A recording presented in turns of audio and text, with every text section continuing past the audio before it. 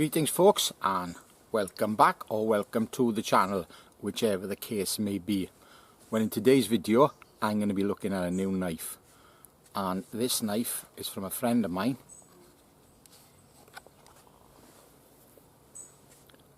and this is the Leshy from Josh Hancock FYRD blades. A brief introduction. I've known Josh a couple of years, met him at the Wilderness Gathering about 3 years ago I think. Great guy, and this year at the bushcraft show he had his stall and I went over for a look, I went for a chat, and I seen this knife, the Leshy, and I said to him, I really like that, that's a nice knife, that's right up my street. Real traditional bushcrafter with that Nordic feel to it, really liked it. So he said, do you want to do a swap? So we did a swap. I gave him an ABL Mark 1 and he gave me this ABL Leshy. I'm really looking forward to using it. Few bugs out today, so I'm going to get quick fire going. I've got a few things around here. I got some splits from a previous video I did. I'm hoping they're dry. I got plenty of twigs. So a quick fire, and then I think I'm going to do some carving with this, because I think it's going to be the perfect knife for carving. So one thing I want to make you aware of with Josh's knives, he puts a very different bevel on than I do. My bevels are quite steep and they are really good for making feather sticks, split in wood, and they stay sharp a long time because they're strong. Now Josh's knives are a bit more slicey than mine, well, quite a bit. So I might take me a few curls to dial in with this bevel.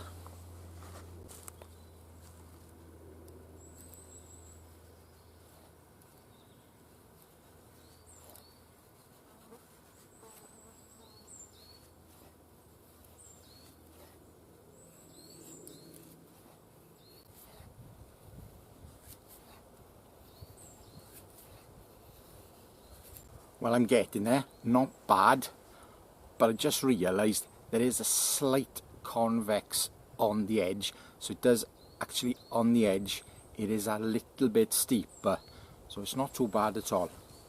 Let's get this finished.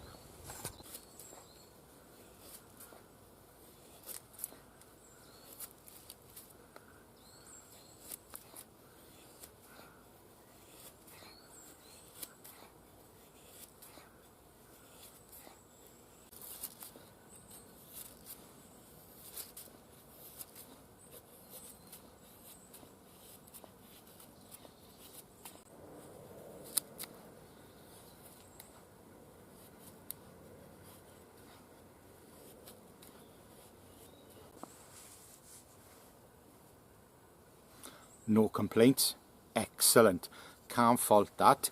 Yes, I'm a little bit slower than when I was my old grind, but yeah, can't fault that. Nice small little curls there. Right then, I've got a few other feather sticks knocking around from last time, so I'll use them up, no point doing any more, and that'll be my igniter stick. Enjoying it so far. Sheath wise, it's predominantly a belt sheath, and they come with a removable, like a D-ring, which I took off because I like this weight and knife I like to carry around my neck, but that would go just fine on cast-on angler, which I've actually got on my belt. Right, let's get this fire sorted.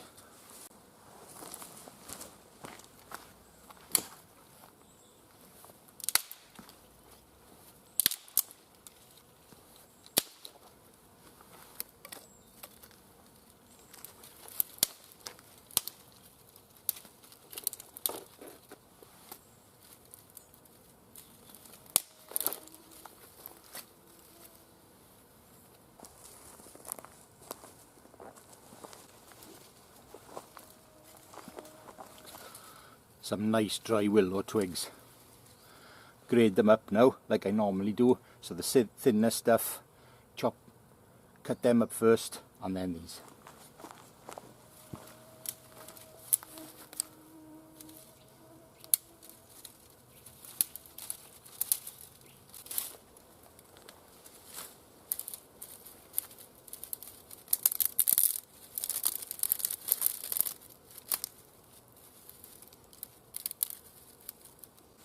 So snap them up over the fireplace, so if there's any pieces break and fall, they fall onto the fireplace. You're not wasting anything. Might be a bit OCD, who knows. Could just be me. I'm going to use this because I think I'm going to do the thumb push method today. So I'm going to put this on the ground.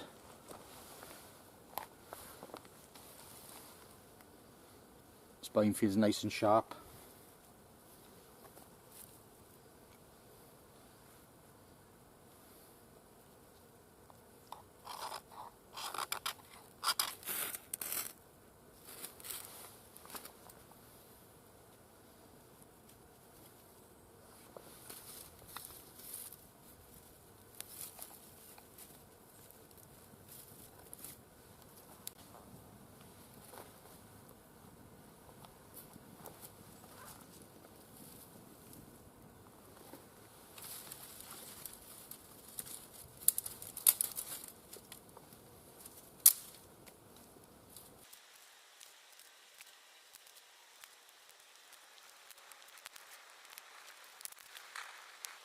And that's not going out anytime soon. Well, yeah, when it's run out of fuel it'll go out. Better put a bit of fuel on.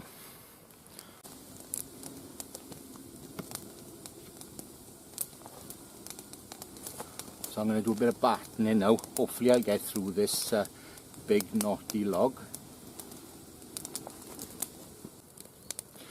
I am joking. There's no way on this earth I'm putting this knife through this horrible log. I'm pulling your leg. I've actually got a big splitting axe with me, which hasn't seen the light of day in about a year, so I thought I'd bring it out. We'll save that for later. But I am going to batten this piece of hazel. Dirty end. Never batten down the dirty end because there's all little stones and things which can take the edge off, so always batten to the clean end.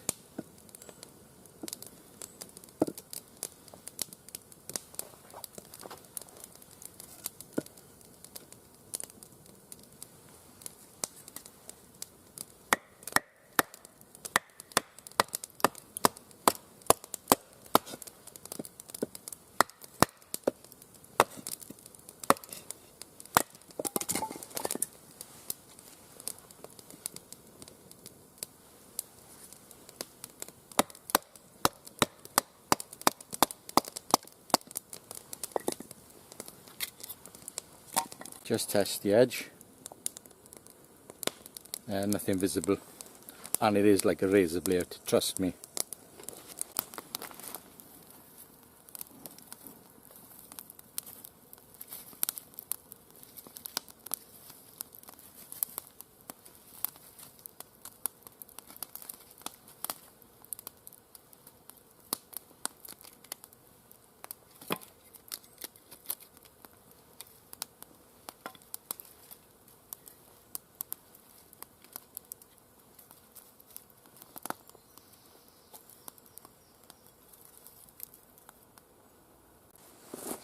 I'll let that smoke for a bit now until it catches.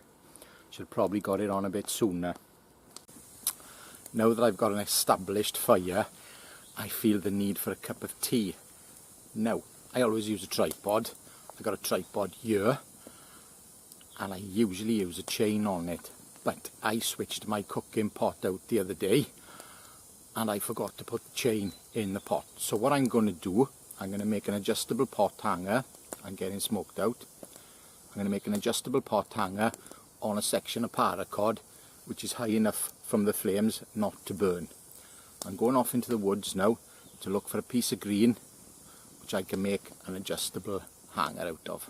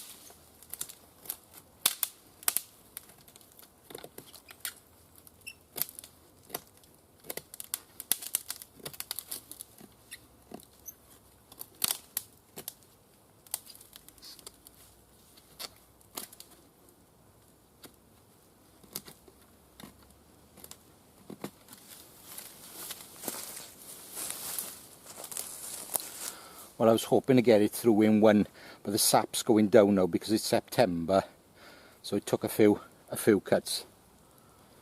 But there we are. It's a bit slimmer than I really wanted. Right, I'm going to tidy that up now.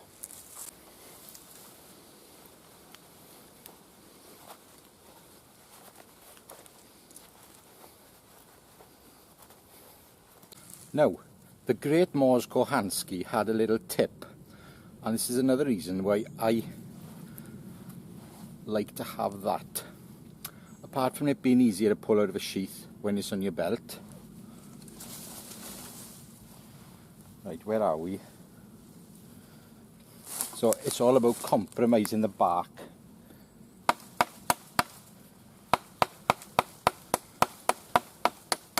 So you're not actually chopping.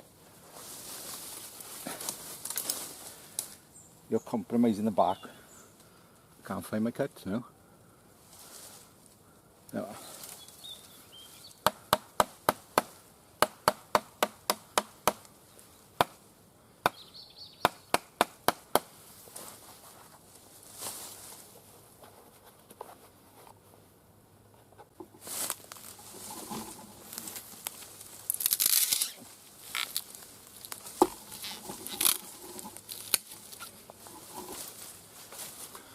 Look how clean that was. Now if I hadn't have done that, it would have just snapped all shapes. That is a good tip. Right, back to camp.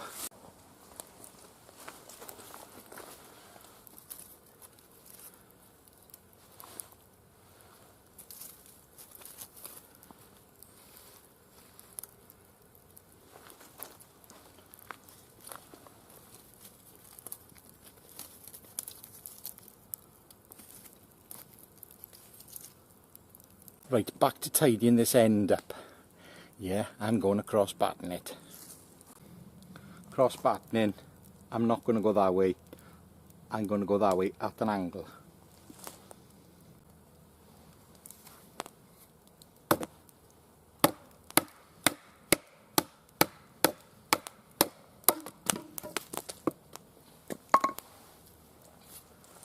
And that was a piece of cake. So I'm just going to square this end off now with a series of power cuts. And then I'm going to give you a little tip. And it's not don't eat yellow snow.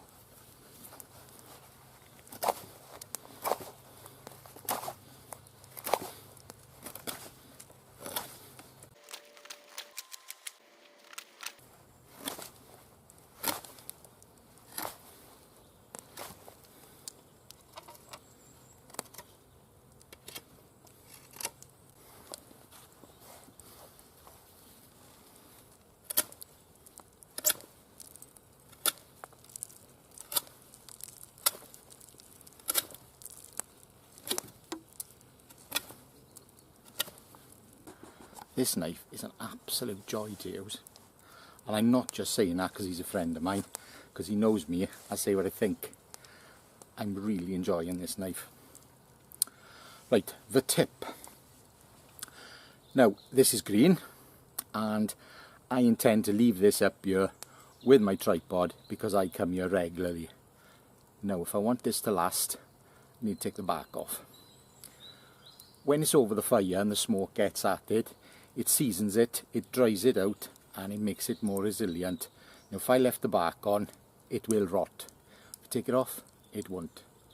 I could take a section off, but I'm going to use the back of the blade now and see how well it performs as a scraper. We've already seen how good it is with a ferro rod, so it should be good as a scraper too.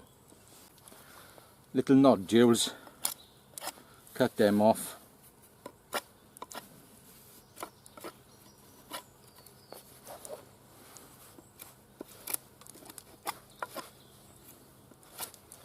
Obviously, if you're making a pot hanger just for a weekend, don't bother, but I want this to last.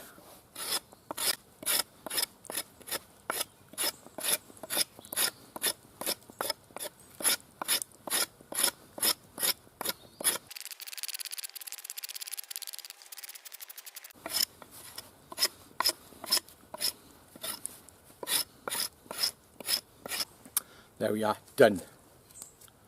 I don't have to be too fussy because it's just going to hang over a fire, but it should last a lot longer now with no bark on it. Now a couple of years ago I made this little table behind me and I used split conifer wood for the legs, and I think it must be 3 years and it's still on.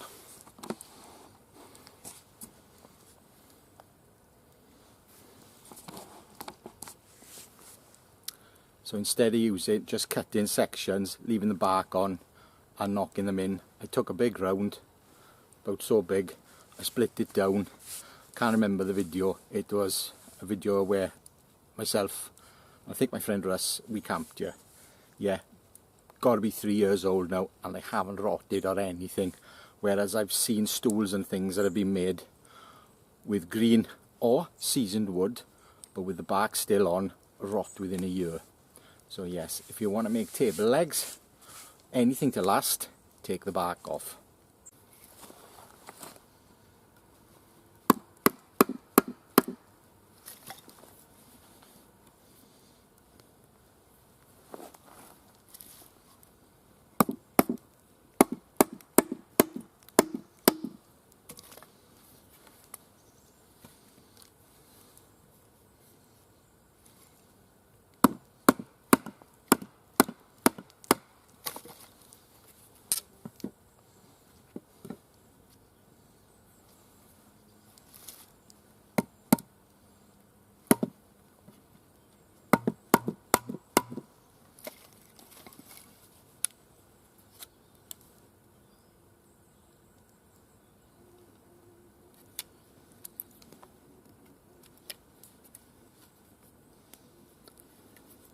That one's not deep enough.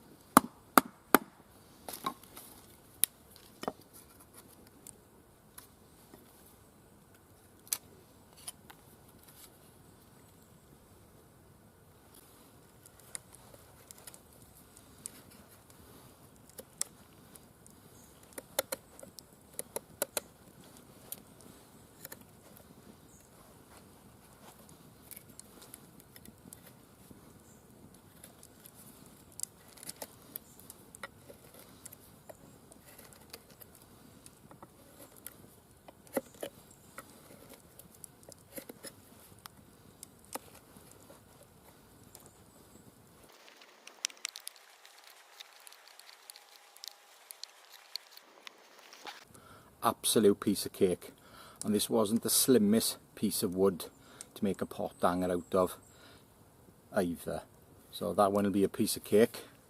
Now I think on the thick end where I'm going to hang the pot, I think I'm going to do it with a saw, simply because there's a big knot there, and if I batten it with a knife there is a good chance that that whole chunk will come off, and carving it will take ages, so I'm going to do that with a saw. Saw of the day is a silky pocket boy.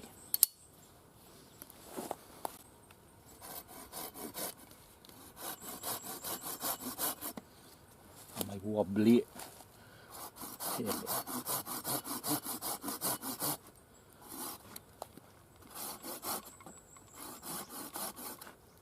Right, I'm not firm enough there.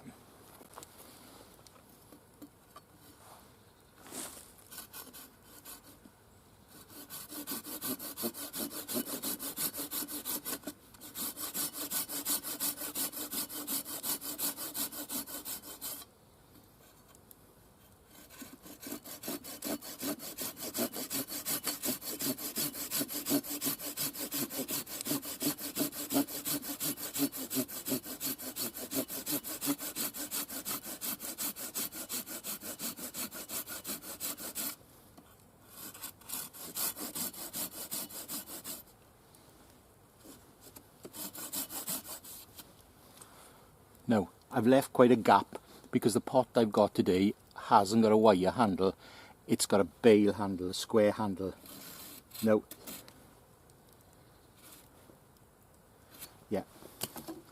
I'll use a knife. Because usually if you do them cuts closer, they'll just ping off with the saw. But I think the saw, I don't want to break it.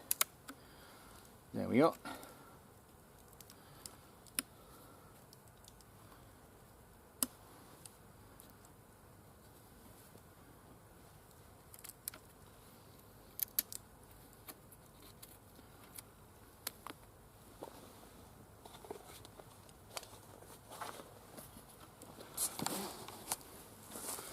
So that's the quick way to do a pot hanger notch.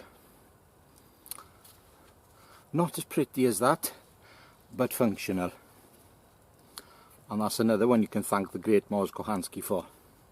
So I've just created a loop now. And I'm going to put another loop on this end. So the adjustable hanger can just go on that loop. And I hope I cut the string the right length.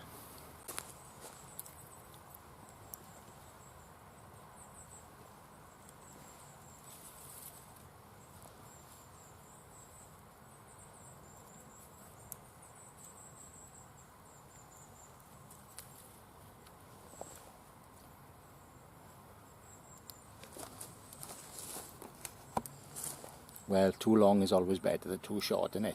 Yes. Just got my pot out now and filled it. And it has got a wire bail. Why did I think it had a square one? I must be mixing up with my other pot, the Chinese pot. Oh well, it'll still work.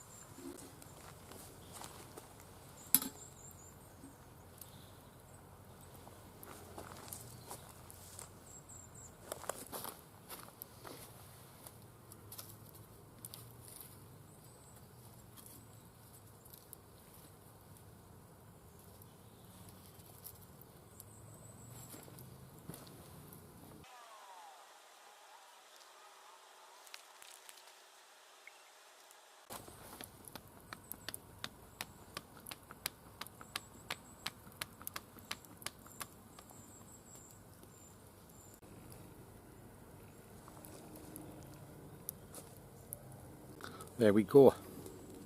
Fire's lit, kettle's on, all is well with the world. Now I've got to think of another project. I'm going to carve something after I've had a cup of tea. One more thing, you might have noticed that I'm actually feeding the wood in today. It's a great way, as long as there's not too many people around the fire, to kick it over. I'm here on my own, I'm aware where the logs are, and basically as soon as one end burns, move it up, and it's nice and dry and it'll burn quickly. Cracking way. But not good for a group, because people do fall over them. I've seen it. They fall, fire goes everywhere. Not good. Keep it on your own.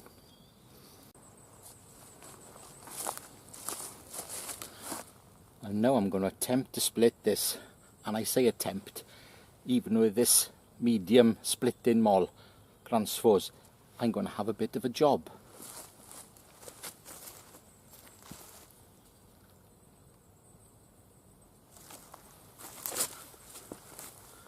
Now, I'm not going to do it over there by the fire where my little split-in log is, because if I miss, and I pretty much could miss, I'd hit that straight in to the rocks that are holding it up. Right, let's try and split this.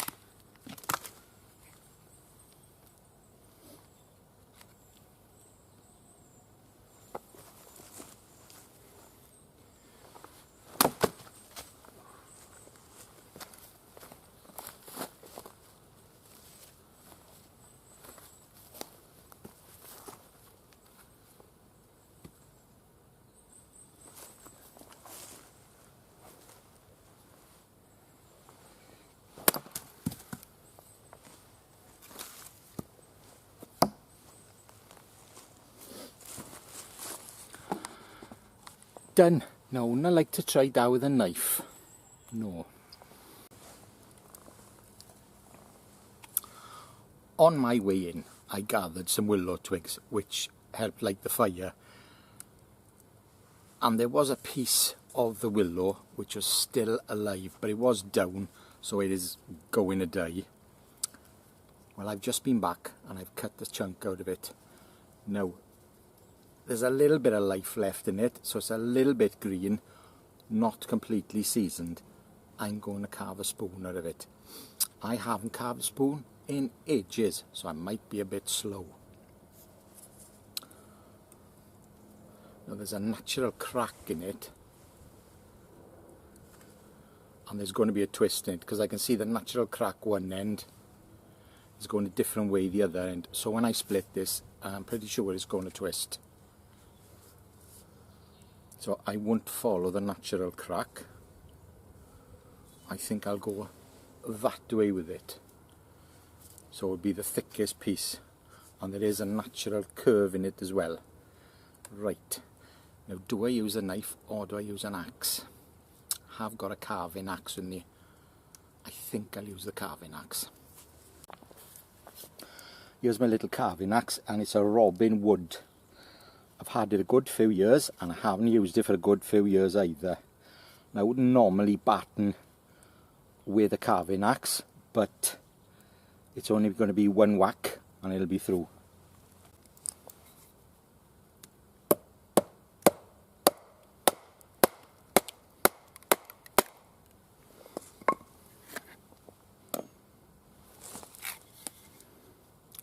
That couldn't have been better. That's perfect. Yes, things normally don't go that well. Right, it's got a natural curve but a bit of a twist in it. So what I'm going to do, I'm going to try and get that twist out now. So I'm going to take a little bit off here and a little bit off here to even it out. That back's coming off nice and easy. Right, let's go.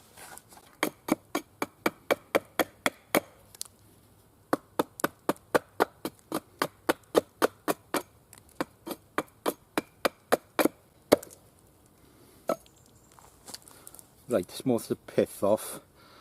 Got a bit of a split there. And I'm actually going to make quite a big spoon because I've got a big spoon knife with me. Right, I'm going to flatten that side off.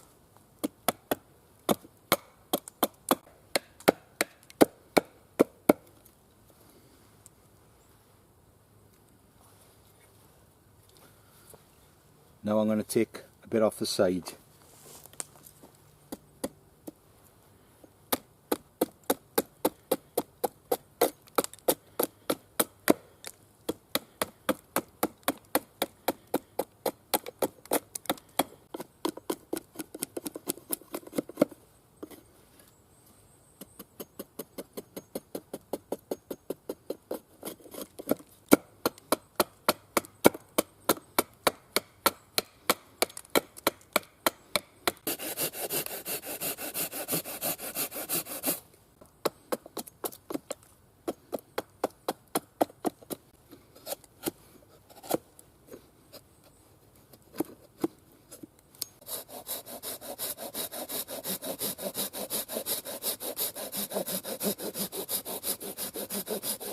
If there's any professional carvers out there, I apologise. I'm not doing a very good job of this. It's been about 2 years since I carved a spoon. Well, tell you what, I think I'm better off with a knife than an axe.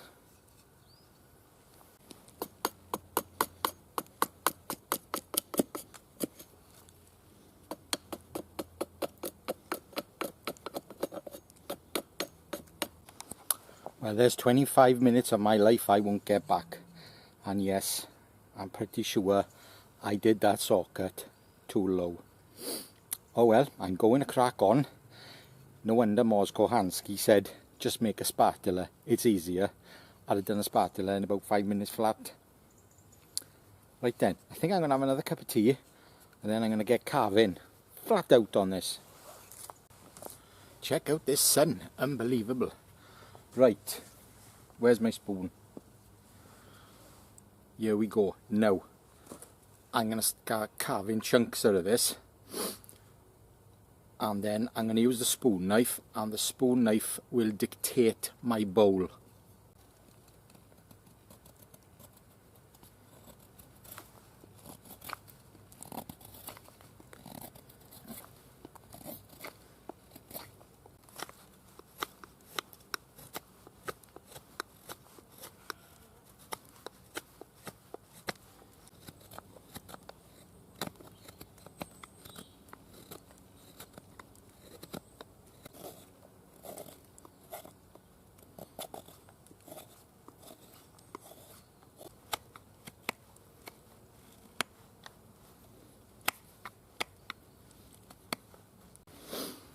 Spoon knife, and it's a big spoon knife with a shallow curve because I wanted to make a large spoon.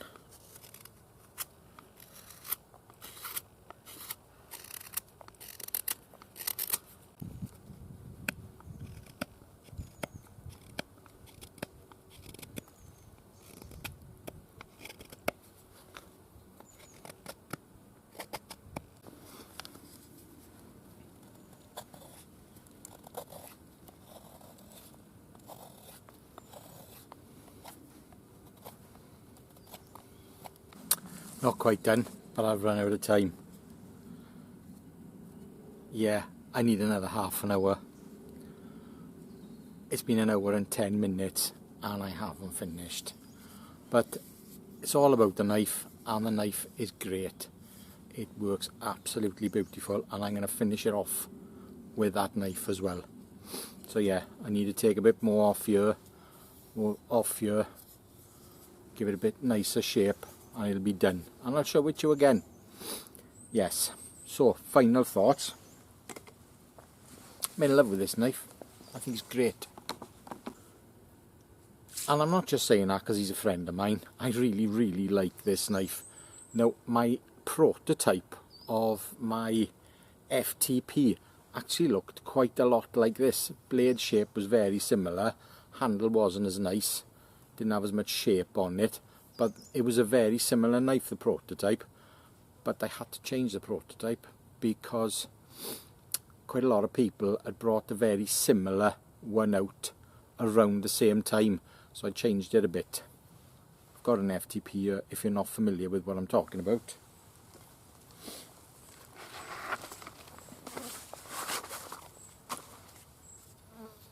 This is my FTP. And you know me, I like my micarta. Size wise, the Leshy is quite a bit bigger, but it doesn't feel that big in the hand. It's really controllable. Yes, so a little bit bigger.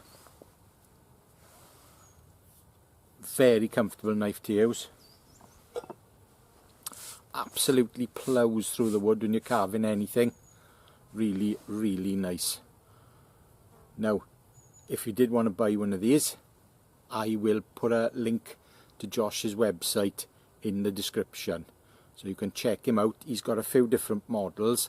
I think this might be either the smallest model he does, or he does a mini version. Not quite sure, but for my money, this, I knew as soon as I saw it in his cabinet that I was going to like it, and I really do like it. It's a lovely knife.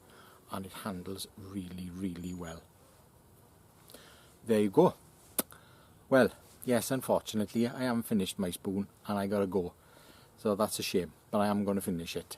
Right, thank you very much for watching. I appreciate your comments, I appreciate your views, and I certainly appreciate a thumbs up. Until the next time, ta-ra.